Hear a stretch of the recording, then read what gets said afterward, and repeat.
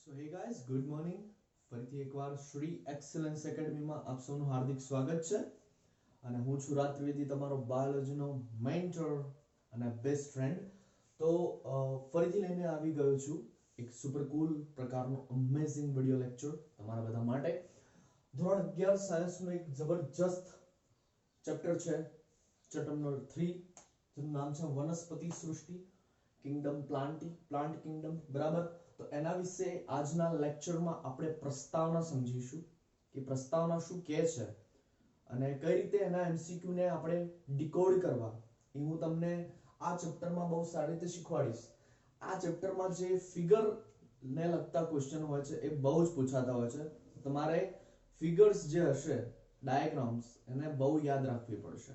Okay જી, તો start કરીએ છીએ. ચલો જુઓ, પ્રસ્તાવના એટલે જે ચેપ્ટર નંબર 2 આપણું ચાલી રહ્યું છે, ઓકે, જૈવિક વર્ગીકરણ. એમાં પ્રસ્તાવના જોઈ ગયા આપણે, અલગ અલગ વૈજ્ઞાનિકોના ફાળા વિશે વાત થઈ ગઈ હતી. બરાબર ને? તો એ વર્ગીકરણ પદ્ધતિની વાત થઈ. એમાં લાસ્ટમાં રોબર્ટ વિટેકરની 5 સૃષ્ટિ વર્ગીકરણ પદ્ધતિ વિશે આપણે ચર્ચા કરી હતી. તો હવે વનસ્પતિ સૃષ્ટિમાં જે વર્ગીકરણ છે એ કઈ રીતે થયું, કયા વૈજ્ઞાનિકોનો કઈ રીતે ફાળો આવ્યો. બરાબર, તો એના પહેલા સૌપ્રથમ પ્રસ્તાવનામાં આપણે વર્ગીકરણ પદ્ધતિઓ વિશે થોડી માહિતી લેવી પડે. ઓકે, તો સ્ટાર્ટ કરીએ છીએ. જુઓજી, ફર્સ્ટ જે મહાનુભાવ હતા અને એમણે જે વર્ગીકરણ પદ્ધતિ આપી હતી એ વર્ગીકરણ પદ્ધતિ હતી કૃત્રિમ વર્ગીકરણ પદ્ધતિ. કેવી વર્ગીકરણ પદ્ધતિ હતી ભાઈ? કૃત્રિમ વર્ગીકરણ પદ્ધતિ. ઓકે, શું હતું? કૃત્રિમ વર્ગીકરણ પદ્ધતિ. ઓકે, અહીંયા ચલો હું અંડરલાઈન કરી લઉં જેથી તમને થોડું સારું. તો કૃત્રિમ વર્ગીકરણ પદ્ધતિ કોને આપી અને આર્ટિફિશિયલ ક્લાસિફિકેશન સિસ્ટમ કોને આપી? તો કેરોલસ લિનિયસ, જે લિનિયસ નામના આપણા મહાનુભાવ થઈ ગયા. લિનિયસે સૌપ્રથમ કૃત્રિમ વર્ગીકરણ પદ્ધતિ આપી હતી. પણ તમને ખબર છે કે ચેપ્ટર નંબર 2 માં પણ મેં વાત કરી હતી કે બેઝ, જ્યાં સુધી કોઈ આધાર ના હોય ત્યાં સુધી તમે વર્ગીકરણ ના કરી શકો. તો વનસ્પતિ સૃષ્ટિમાં પણ જે કૃત્રિમ વર્ગીકરણ પદ્ધતિનો ઉપયોગ સૌપ્રથમવાર લિનિયસે કર્યો તો એનો બેઝ શું રાખ્યો હતો, એનો આધાર શું હતો, એનો ક્રાઇટેરિયા શું હતો? તો એનો જે બેઝ હતો, આધાર હતો, એ હતો વનસ્પતિના બાહ્યાકાર લક્ષણો, ઉપર છલ્લા લક્ષણો. કેવા લક્ષણો? વનસ્પતિના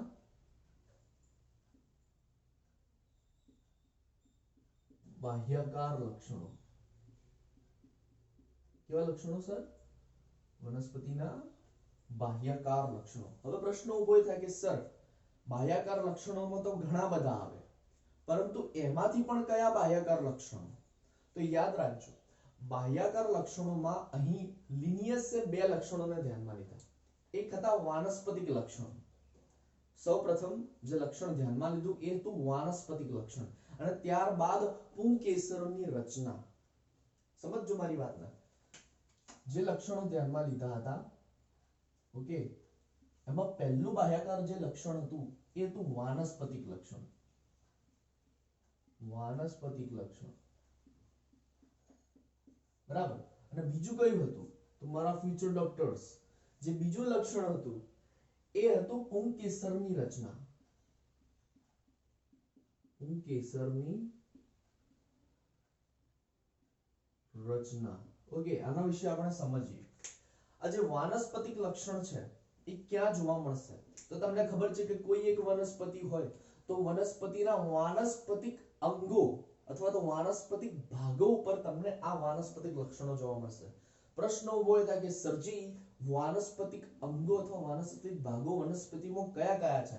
તો હું તમને કહી દઉં કે જે વનસ્પતિ હોય છે મુખ્યત્વે તમે જુઓ છો તો એની જે વાનસ્પતિક રચના જુઓ છો તમે, બરાબર? ઓકે જી, કઈક આવી રચના તમે જુઓ છો. ઠીક છે, સમજી લો એક વૃક્ષ છે અને એના વાનસ્પતિક લક્ષણો વિશે આપણે ચર્ચા કરવી છે કે કયા કયા હશે. તો મેં પહેલા પણ કીધું કે વાનસ્પતિક લક્ષણો એ વાનસ્પતિક અંગો ઉપર જોવા મળશે. તો પ્રશ્ન ઉભો થાય કે સર વાનસ્પતિક અંગો એટલે શું? કયા કયા હોય છે વાનસ્પતિક અંગો? કયા કયા છે? તો જુઓ, આ મૂળ જે છે એ તમારું વાનસ્પતિક અંગ કહેવાય. ત્યારબાદ આ પ્રકાંડ જે છે એ પણ તમારું વાનસ્પતિક અંગ કહેવાય. આ પર્ણ જે છે એ પણ તમારું વાનસ્પતિક અંગ કહેવાય. તો આ વાનસ્પતિક અંગો પર એના વાનસ્પતિક લક્ષણો જોવા મળશે. ઓકે છે, ક્લિયર થાય છે? આ વાનસ્પતિક લક્ષણો એ તમને આ વાનસ્પતિક અંગો પર જોવા મળી જાય છે. ઓકે, કયા પ્રકારના હોય છે? કયા પ્રકારના હોય છે તો જુઓ, વાનસ્પતિક લક્ષણો કયા ધ્યાનમાં લીધા હતા તો હું એક એક કરીને હું અહીંયા લખું છું. જુઓ, પહેલું હતું પર્ણોનું સ્થાન. પર્ણોનું સ્થાન. ત્યારબાદ આવશે પર્ણોની સંખ્યા, કે પર્ણોની સંખ્યા કેટલી હતી? 1 હતી, 2 હતી, 3 હતી, 4 હતી, 5 હતી, 6 હતી કે 7 હતી. પર્ણોનો આકાર, પર્ણોનો આકાર કેવો હોય છે ને ભાઈ? આકારમાં પણ પર્ણોમાં વિવિધતા જોવા મળે છે. અને ત્યારબાદ છે પર્ણોનું રંગ.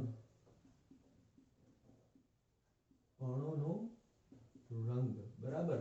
તો આ જે લક્ષણો છે એ હતા વાનસ્પતિક લક્ષણો, જેને લિનિયસે ધ્યાનમાં લીધા હતા. જે બાહ્યાકાર લક્ષણો વિશે ઉપર છેલ્લા લક્ષણોની આપણે જે ચર્ચા કરી આ એ, બરાબર છે? બહુ સરસ. હવે આ વસ્તુને સમજો, પુંકેસરની રચના. હવે તમને ખબર હોવી જોઈએ, તમે નાના ધોરણથી ભણતા આવ્યા છો કે કોઈ પુષ્પ હોય અને પુષ્પમાં 4 ચક્રો આવેલા હોય છે. 4 ચક્રો, 4 ચક્રો આવેલા હોય?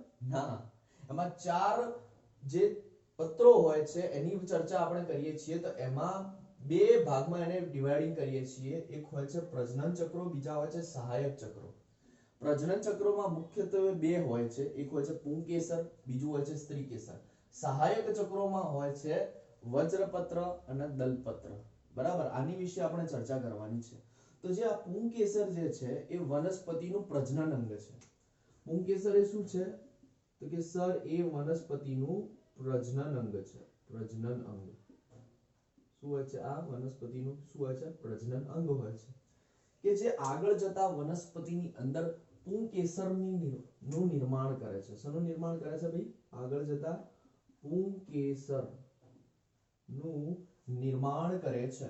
ઓકે, તો આ પુંકેસર જે હોય છે એની રચનાઓમાં પણ વિવિધતા જોવા મળી જાય છે. કેટલીક પુંકેસર તમે જોશો તો બાયલોબ્ડ હોય છે, આવી દેખાશે દ્વિકોષ્ઠી. કેટલીક પુંકેસર તમને સિંગલ લોબ્ડ દેખાશે. આ જે નીચે વાળો પોર્શન છે આ દંડી જેવો, એને કહેવામાં આવે છે તંતુ. તો કેટલાક પુંકેસરની અંદર આ તંતુ જે હોય છે એ ખૂબ જ લાંબો હોય છે. કેટલાક પુંકેસર એવા છે કે જેમાં આ તંતુ જે હોય છે એ ખૂબ જ ટૂંકો હોય છે. તો આ પુંકેસરની રચનામાં પણ જે વિવિધતા જોવા મળે છે. તો આ જે બાહ્યકાર લક્ષણો હતા, જેમાં મેં તમને 2 કીધા, વાનસ્પતિક લક્ષણ અને પુંકેસરની રચના, આના આધાર ઉપર એને વર્ગીકરણ કર્યું હતું. આ વર્ગીકરણ પદ્ધતિને કહેવામાં આવે છે કૃત્રિમ વર્ગીકરણ પદ્ધતિ. ચેપ્ટર નંબર 2 માં મેં કૃત્રિમ વર્ગીકરણ પદ્ધતિની વ્યાખ્યા કીધી હતી કે જો તમે 1 અથવા 2 લક્ષણોને ધ્યાનમાં રાખીને વર્ગીકરણ આપો છો, જો તમે 1 અથવા 2 લક્ષણોને શું લો છો ભાઈ? ધ્યાનમાં લો છો મારા ફ્યુચર ડોક્ટર્સ. જો તમે 1 અથવા 2 લક્ષણોને ધ્યાનમાં લઈને વર્ગીકૃત કરી રહ્યા છો તો એવી વર્ગીકરણ પદ્ધતિને કહેવામાં આવશે કૃત્રિમ વર્ગીકરણ પદ્ધતિ. ઓકે, આટલે સુધી તમે બધા ક્લિયર હોવા છો. હવે થયું તો શું કે કેરલસ લિનિયસે શું કર્યું? કેરલસ લિનિયસે વાનસ્પતિક લક્ષણો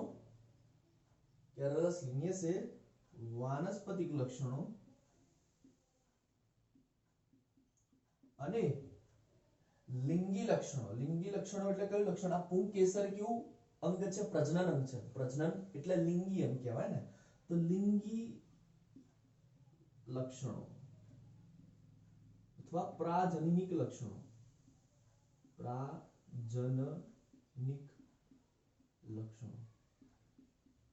ઓકે. તો કેરલસ લિનિયસે એની આ વર્ગીકરણ પદ્ધતિમાં વાનસ્પતિક લક્ષણો અને લિંગી લક્ષણો અથવા પ્રાજનનિક લક્ષણો આ બંનેને સમાન મહત્વ આપ્યું હતું. શું આપ્યું હતું? આ બંનેને કેવું મહત્વ આપ્યું હતું? સમાન મહત્વ આપ્યું હતું, સરખું મહત્વ આપ્યું હતું. જે ઓરિજિનલમાં કેવું હતું? જે ઓરિજિનલમાં એકદમ ખોટું છે. ખોટું છે. કેમ ખોટું છે? કેમ? એટલા માટે ખોટું છે મારા ફ્યુચર ડોક્ટર્સ, કારણ કે તમને ખબર છે કે વાનસ્પતિક લક્ષણો એટલે કે જે મૂળ પ્રકાંડ અને પર્ણ છે એના ઉપર જે પણ અંગિકાઓ કે અંગો જોવા મળી જાય છે તમને, ધારો કે પર્ણો છે તો એની ડાળીઓ હશે તો પર્ણો હશે, એના ઉપર પુષ્પો હશે, એના પર ફળ હશે, બરાબર ને? તો આ રીતે તો વાનસ્પતિક લક્ષણો જે હોય છે એના પર પર્યાવરણની ઝડપથી અસર થતી હોય છે. યાદ રાખજો કે વાનસ્પતિક લક્ષણો હોય છે એના પર પર્યાવરણ જે હોય છે એ પર્યાવરણ જે હોય છે એની ખૂબ જ ઝડપથી અસર થતી હોય છે. ખૂબ જ ઝડપથી અસર થતી હોય છે. અને ગ્રીષ્મ ઋતુ આવશે, પાનખર આવશે એટલે પર્ણો ખરી પડશે, બરાબર? તો પર્ણો ખરશે એવા તરત જ શું પુંકેસર ખરી પડશે, પુંકેસરની રચના બદલાઈ જશે. હા, પાન એ કોઈ એક વનસ્પતિ છે, સમજી લો આ વનસ્પતિ છે, પાનખર આવ્યું એટલે આના પર્ણો નીચે પડી ગયા. તો શું આ પુંકેસર દ્વિકોષ્ઠી હતું અને લાંબા તંતુ વાળું હતું તો એ શું ટૂંકા તંતુ વાળું થઈ જશે? તો ની થાય ને મારા ફ્યુચર ડોક્ટર્સ. એ તો હું સમજાવવા માંગુ છું કે જ્યારે પર્યાવરણમાં ફેરફાર થાય છે તો એની સંવેદનશીલતા, એની અસરો સૌથી વધારે વાનસ્પતિક લક્ષણો પર જોઈ શકાય છે, કારણ કે વાનસ્પતિક લક્ષણો એ પર્યાવરણથી ખૂબ જ ઝડપથી પ્રેરિત થઈ જાય છે, ખૂબ જ ઝડપથી સંવેદનશીલ બની જાય છે. માટે આ વસ્તુ ખોટી હતી. હવે આટલી વસ્તુ છે, આમાં ત્રુટી શું હતી? તો ત્રુટી એ હતી લિનિયસની વર્ગીકરણ પદ્ધતિ, કે લિનિયસની વર્ગીકરણ પદ્ધતિ એ જાતિ ઉદ્વિકાસીય આંતર સંબંધો સમજાવી શકતી નથી. શું નથી સમજાવી શકતી? જાતિ વિકાસીય આંતર સંબંધો. આ યાદ રાખજો, આ એની ત્રુટી હતી. ત્રુટી શું હતી? કે લિનિયસની વર્ગીકરણ પદ્ધતિ એ જાતિ વિકાસકીય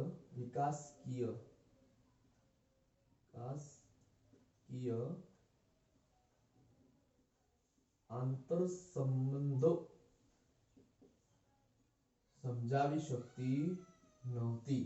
જાતિ વિકાસકીય આંતર સંબંધો સમજાવી શકતી નથી. જાતિ વિકાસીય આંતર સંબંધો ફાયલોજેનેટિક રિલેશનશિપ એટલે કોનામાંથી કોણ આવ્યું, બરાબર ને? જોવા જઈએ તો હા, એક સિમ્પલ એક્ઝામ્પલ, જેમ કે મોનેરા પછી પ્રોટિસ્ટા, પછી ફૂગ પછી વનસ્પતિ પછી પ્રાણી સૃષ્ટિ.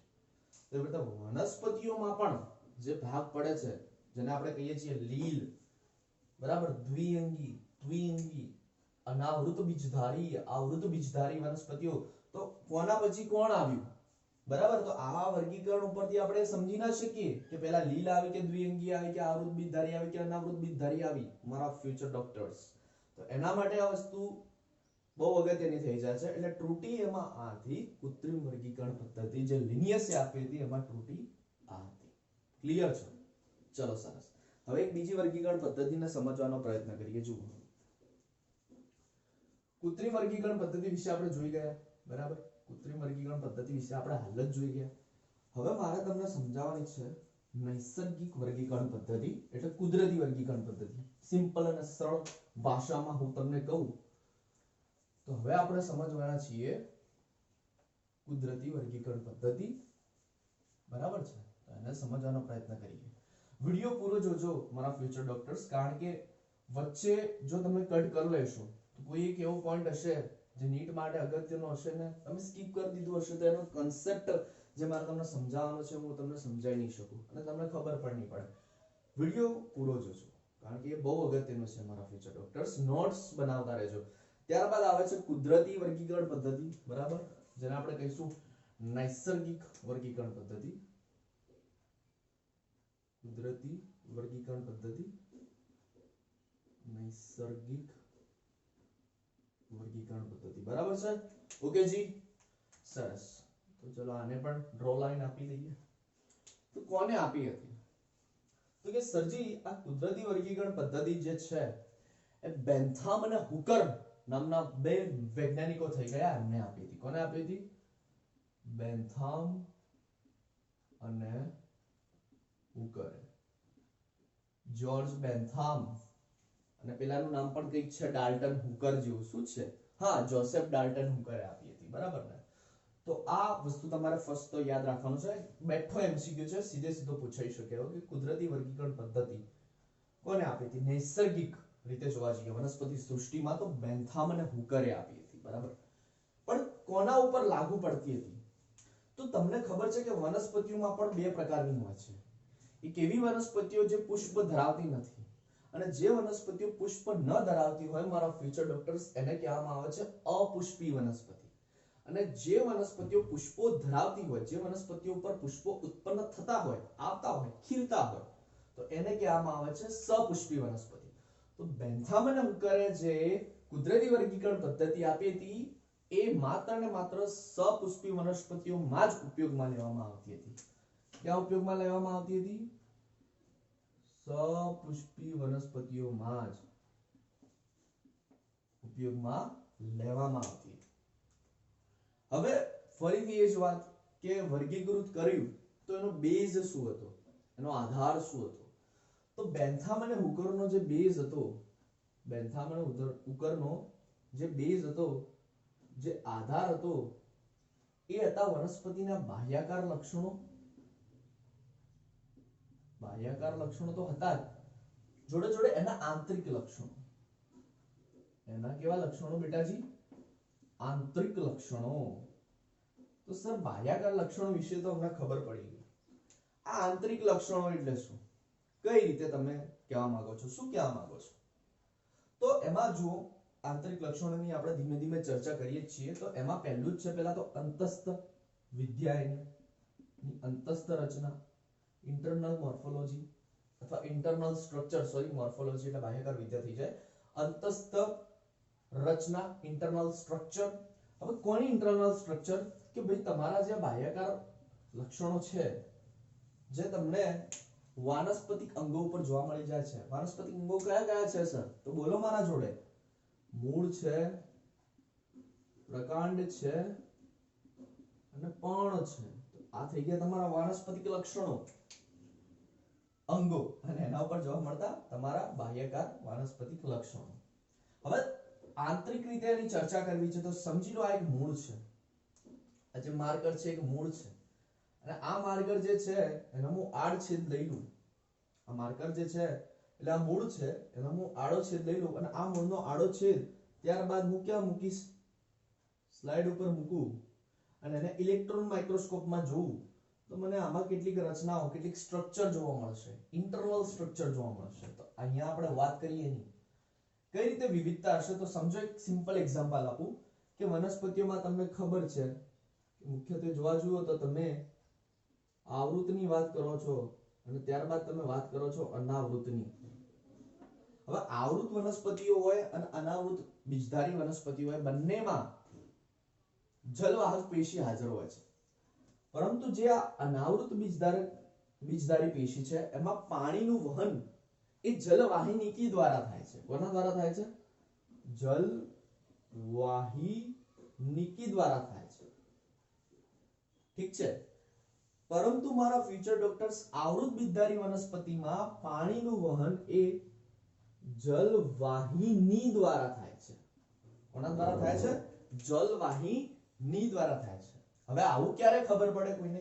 કે ભાઈ જ્યારે કોઈ વ્યક્તિએ આ વનસ્પતિઓના ટીએસ લઈને એની અંદરની અંતસ્થ રચનાનો બહુ સારી રીતે અભ્યાસ કર્યો હોય તો જ તમને ખબર પડે ને મારા ફ્યુચર ડોક્ટર્સ કે અનાવૃત બીજધારીમાં પાણીનું વહન જલવાહક પેશીમાં આવેલી જલવાહિનીકી દ્વારા થાય છે, જ્યારે આવૃત બીજધારીમાં પાણીનું વહન એ જલવાહક પેશીમાં આવેલી જલવાહિની દ્વારા થાય છે. ક્લિયર છો? બહુ સરસ. તો આ થઈ ગઈ તમારી અંતસ્થ રચના. ત્યારબાદ આવે છે સૂક્ષ્મ રચનાઓ. કેટલીક સૂક્ષ્મ રચનાઓ પણ એમાં જોવા મળે છે. કેટલીક સૂક્ષ્મ રચનાઓ પણ જોવા મળી જાય છે. ઓકે જી. ત્યારબાદ આવે છે ભ્રૂણ વિદ્યા, એમ્બ્રિયોલોજી. ભ્રૂણ વિદ્યા, એમ્બ્રિયોલોજી. ખબર છે કે જો એક નર કોષ છે અને એટલે પરાગરજ અને માદા કોષ, વનસ્પતિઓમાં આપણે વાત કરીએ તો અંડકોષ, પરાગરજ, અહીંયા લખી દઉં પરાગરજ અને અંડકોશ, બરાબર. આ બંને જોડાશે તો શું બનાવશે? તો સર એ બનાવશે ફલિતાંડ. અને આ ફલિતાંડમાંથી ભ્રૂણ કઈ રીતે બને છે? આ ફલિતાંડમાંથી ભ્રૂણ કઈ રીતે બને છે? ભ્રૂણ કઈ રીતે વિકાસ પામે છે? ભ્રૂણનું કઈ રીતે નિર્માણ થાય છે? તો એનો અભ્યાસ કરતી જે શાખા છે, એમ્બ્રિયોલોજી તરીકે એને આપણે ઓળખીએ છીએ, ભ્રૂણ વિદ્યા, તો એનો પણ અભ્યાસ કરવો જરૂરી છે. ત્યારબાદ આવે છે વનસ્પતિના રસાયણ. ત્યારબાદ ચોથા મુદ્દામાં શું લેશો તમે? વનસ્પતિના રસાયણો. હવે વનસ્પતિના રસાયણો, તમને ખબર છે કે દરેક વનસ્પતિ જે છે એની અંદર અલગ અલગ કેમિકલ્સ હોય છે, અલગ અલગ રસાયણ આવેલા હોય છે.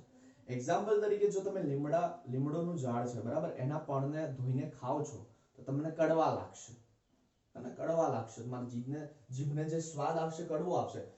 તુલસી જે છે એના જે પર્ણો છે એને તમે ખાશો તો થોડો તીખાશ પડતો સ્વાદ આવશે. તો આવું કેમ? આવું એટલા માટે કારણ કે એમાં પણ વિવિધ પ્રકારના વનસ્પતિમાં રસાયણો રહેલા હોય છે. ક્લિયર થાય છે હું શું કહું છું? તો આ વસ્તુને આધારે, આ બધી વસ્તુઓને આધારે, આ ચાર મેઇન મુદ્દા આંતરિકમાં, એના આધારે બેન્થામ અને હુકરે કુદરતી વર્ગીકરણ પદ્ધતિ આપી અને સપુષ્પી વનસ્પતિઓને વર્ગીકૃત કર્યા, જે બહુ જ સારું કામ હતું બેન્થામ અને હુકરનું.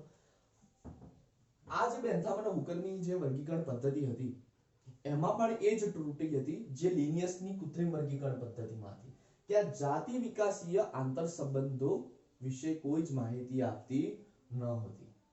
ઓકે જી, ક્લિયર છો આટલા સુધી? તો બહુ સરસ. તો હવે આપણે ચર્ચા કરીએ. જુઓ આગળ, લાસ્ટ જે વર્ગીકરણ પદ્ધતિ છે એ છે જાતિ વિકાસકીય વર્ગીકરણ પદ્ધતિ. એ જે છે જાતિ વિકાસકીય વર્ગીકરણ પદ્ધતિ, એના વિશે આપણે થોડું જોઈ લઈએ. જાતિ વિકાસકીય વર્ગીકરણ પદ્ધતિ. ઓકે, જાતિ વિકાસીય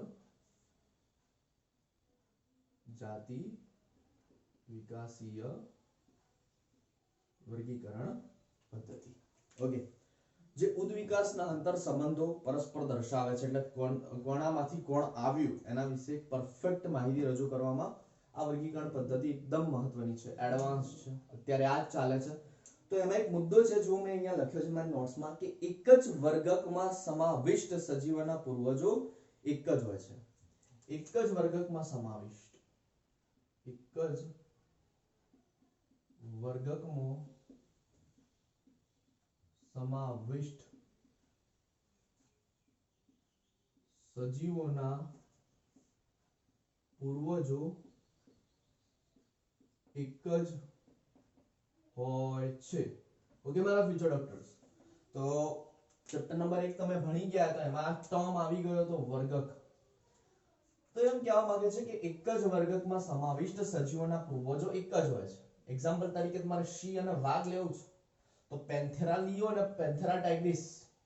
તો પેન્થેરા લિયો અને પેન્થેરા ટાઇગ્રિસ જે છે એમાં પેન્થેરા વસ્તુ જે છે એ કોમન છે, જે દર્શાવે છે કે આ જંગલી સ્પીસીસની તમે વાત કરો છો તો ક્યાંક ને ક્યાંક સિંહના જે પિતૃઓ છે એ આ વાઘના પિતૃઓ સાથે ક્યાંક ને ક્યાંક જોડાયેલા છે, ઇન્ટરકનેક્ટેડ છે, બરાબર. હવે હું તમને એવું કહું કે સિંહ અને તમે ગાય લઈ લો તો સિંહ અને ગાયમાં શું તમને જોવા મળે છે?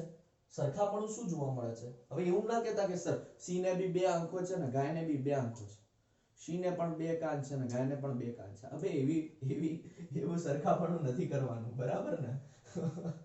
અરે મારા ફ્યુચર ડોક્ટર્સ, તો વસ્તુ એ છે કે તમને ખબર છે કે આ જ્યારે માંસાહારી પ્રાણીઓની વાત થાય છે, એટલે જે જંગલી પ્રાણીઓ છે, તો એમાં તમે જુઓ છો દીપડો જુઓ છો, ચિત્તો જુઓ છો, બિલાડી જુઓ છો, સિંહ જુઓ છો, વાઘ જુઓ છો, તો આમાં કાંઈક ને કાંઈક એક સમાનતાપણું, એક સરખાપણું રહેલું છે જે એમના પૂર્વજો સાથે ઇન્ટરકનેક્ટેડ કરે છે. જેમના પૂર્વજો હોય છે કે એક જ વર્ગકમાં સમાવિષ્ટ સજીવોના પૂર્વજો હંમેશા કેવા હોય છે? એક જ હોય છે. હું એવી રીતે તમને સમજાવવાનો પ્રયત્ન કરું છું, સમજજો આ વિધાનને. હવે કેટલીક વાર કેવું થાય કે આ પૂર્વજોના તમારે આંતર સંબંધો નીકાળવા હોય, એટલે કોણામાંથી કોણ આવ્યું, અથવા તમારે ચેક કરવું છે કે આ સિંહ અને વાઘ જોડે કઈ રિલેશન છે, સિંહ અને દીપડા જોડે કોઈ રિલેશન છે, આવી ઘણી બધી વસ્તુઓ, કોણામાંથી કોણ આવ્યું, આવું બધું ચેકિંગ કરવું હોય તો તમે શું કરશો? તો તમારે મેઇન વસ્તુ જો છે એ છે અશ્મિ. અશ્મિ વિશે તમે જાણતા જ હશો. જુરાસિક વર્લ્ડ પિક્ચર જોયું હોય તો, જુરાસિક પાર્ક મૂવી તમે બધાએ જોઈ જ હશે નાનપણમાં. તો જુરાસિક પાર્કમાં તમે જુઓ તો સાયન્ટિસ્ટો બેઠા હોય છે, બરાબર, બધું રિસર્ચ ચાલતું હોય છે, અને એક મચ્છર મળે છે અને મચ્છરના અંદરથી જીન ડીએનએ નીકાળે છે અને પેલાના અંદર આઇસોલેટ કરે છે અને કૃત્રિમ રીતે એક ડાયનાસોરનો ઉદ્ભવ નિર્માણ થાય છે. તો આ વસ્તુ મળે છે કે એ જે મચ્છર પેલામાં સંગ્રહાયેલો મળ્યો હતો ને, એ જ તમારું અશ્મિ, એ જ તમારું અશ્મિ. તો અશ્મિ હોય તો સજીવ વિશે માહિતી બહુ ઝડપથી મળી શકે. પરંતુ જ્યારે અશ્મિઓના પુરાવા એ ઓછા વધતા પ્રમાણમાં હોય ત્યારે શું કરશો? જ્યારે અશ્મિના પુરાવા કેવા હોય છે સર? તો અશ્મિના પુરાવા હોય છે અપૂરતા હોય. જેટલી મર્યાદા, જેટલા પ્રમાણમાં હોવા જોઈએ એટલા પ્રમાણમાં તમને અશ્મિના પુરાવા મળતા નથી, બરાબર. તો એ સમયે શું થાય છે? તો બીજી કેટલીક વર્ગીકરણ પદ્ધતિ છે એનો આપણે ઉપયોગ કરીએ છીએ, જેમાં પહેલી છે એને કહેવામાં આવે છે સંખ્યાકીય વર્ગીકરણ પદ્ધતિ. જે પહેલી છે એને કહેવામાં આવે છે સંખ્યાકીય વર્ગીકરણ પદ્ધતિ. ઓકે, હવે આ સંખ્યાકીય વર્ગીકરણ પદ્ધતિમાં શું હોય છે કે ભાઈ આ સંખ્યાકીય વર્ગીકરણ પદ્ધતિ હોય છે એમાં મોસ્ટલી તમે જોશો તો જે કોમ્પ્યુટર હોય છે,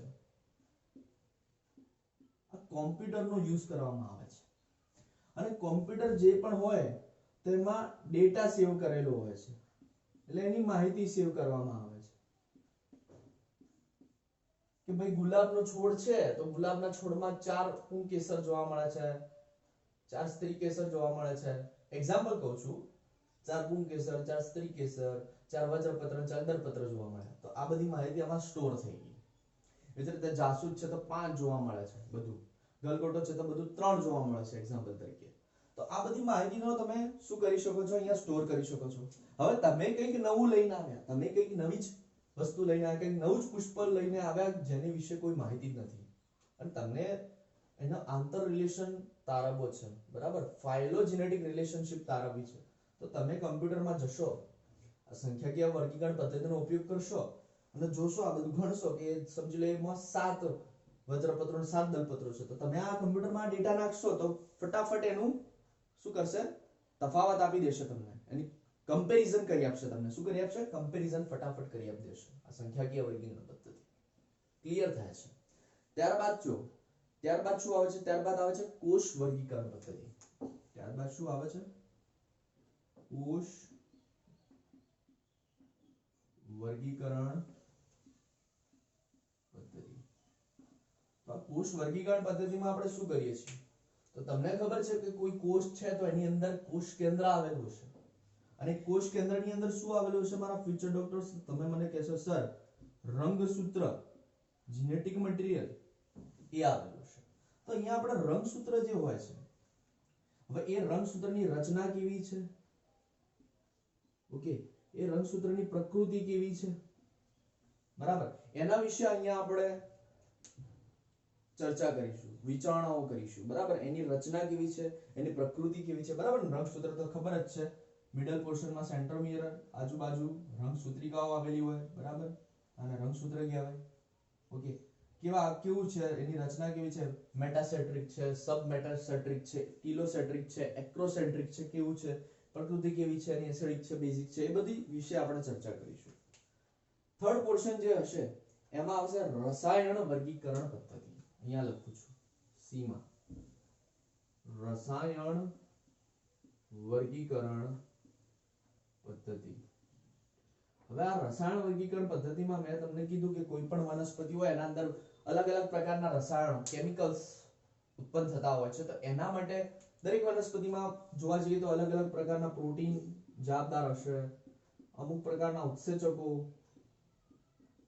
ચરબી, લિપિડ્સ, વિવિધ પ્રકારના નાના મોટા મોલેક્યુલ્સ એ ઉત્પન્ન થતા હશે. તો એના વિશે આપણે ચર્ચા કરીશું, એના વિશે આપણે સમજીએ છીએ આમાં, બરાબર ને. આ જે તમારી જાતિ વિકાસકીય વર્ગીકરણ પદ્ધતિ છે તો એમાં આટલી વર્ગીકરણ પદ્ધતિ વિશે તમારે સમજવાનું હતું. ઠીક છે. ઓકે ઓકે ને. અંતઃસ્ત્રાવ આવી જશે, બરાબર. વિવિધ પ્રકારના અંતઃસ્ત્રાવ આવી જશે. ઓકે, અંતઃસ્ત્રાવ પણ આવશે આમાં. આ વસ્તુ તમારે સમજવાની હતી. તો આઈ હોપ કે તમને આટલા સુધી ખબર પડી જશે પ્રસ્તાવનાનો. ઠીક છે. તો કોઈ ક્વેરી હોય તો કમેન્ટ સેક્શનમાં કમેન્ટ કરીને મને જરૂરથી પૂછજો, અથવા WhatsApp ઉપર મને તમે મેસેજ કરી શકો છો, હું આન્સર આપીશ.